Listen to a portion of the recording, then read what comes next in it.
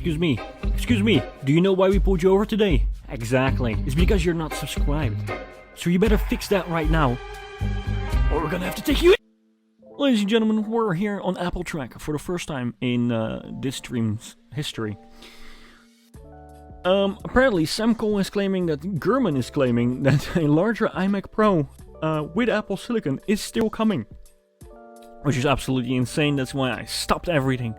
And we are going to move in to this article. Let's keep it going. Gurman, larger iMac Pro with Apple Silicon is still coming. Gurman, larger iMac Pro with Apple Silicon is still coming. The rumor, amidst rumors that the larger iMac is officially dead and there won't be an iMac Pro, Mark Gurman, 86.4% accurate, via PowerOn, believes otherwise. 1. With Apple announcing that M1 Ultra is the final chip in the M1 series, that Mac Pro is the final computer to be transitioned to Apple Silicon. And considering that Apple discontinued the existing 27-inch iMac, it appeared that Apple was saying there would be no more larger iMacs. 2. Some viewers took this to mean there would be no new iMac Pro with chips on par with the MacBook Pro or Mac Studio. So, I mean, I thought this as well, by the way. So I'm not gonna lie with you guys. I feel like, well, probably not. I'm probably not the only one. But I feel like it is something that a lot of people are thinking. Like Sam is saying, a lot of people were thinking the same thing. And one of the most important things to keep in mind is that it's never over. Excuse me. It's never over. Especially for Apple. So they probably have something in the works. Now, I'm not sure if Gurman is saying that this is coming anytime soon. But we'll probably see that in the rest of the article. But what I feel like is fascinating is that Apple basically made it seem like they killed it off. If this is true, if this is at all true, they just outright made it seem like they're going to kill it off so that people buy the studio. And then they're going to bring back the iMac later.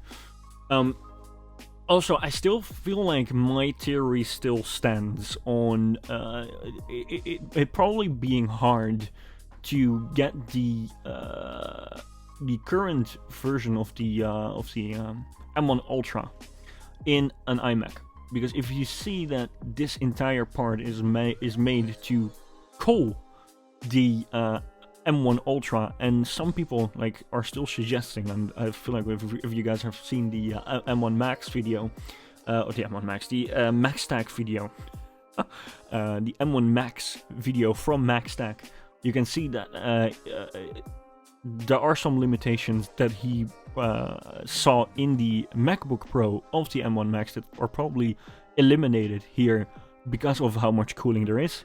But he still expects that there might be some limitations on the M1 Ultra, because this might still not be enough to get the full power out of the M1 Ultra, something that he expects.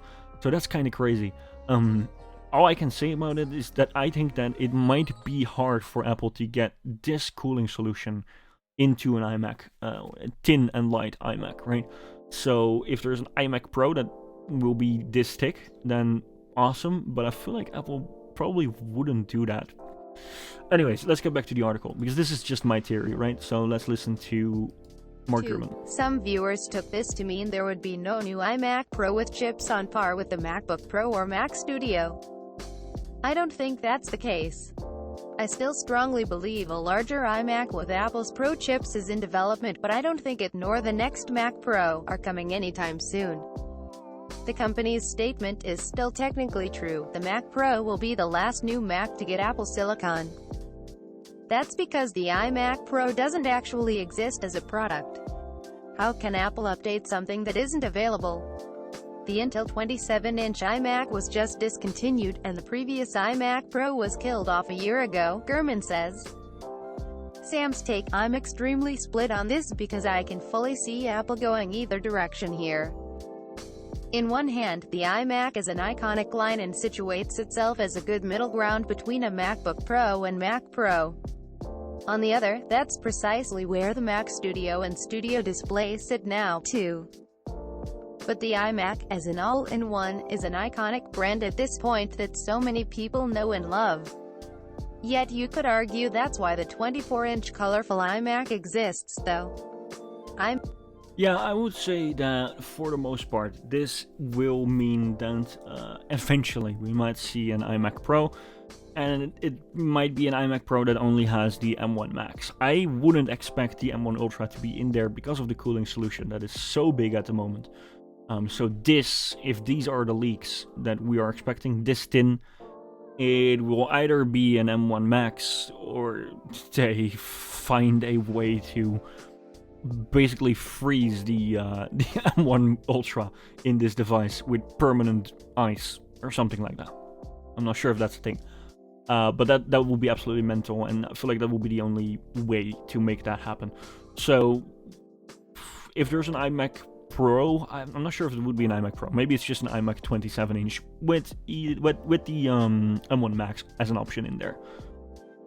But that's basically it. But yeah, this is cool news. I'm glad that the iMac isn't that access denied iMac, not that. Hopefully not. And I see that people are happy about that. I'm happy about it as well. Especially Mark Gurman. If you like he is 86% accurate, 86.5% accurate. So, I mean, that's great. This is some good news. This is some good news for us. Some more breaking news coming in though.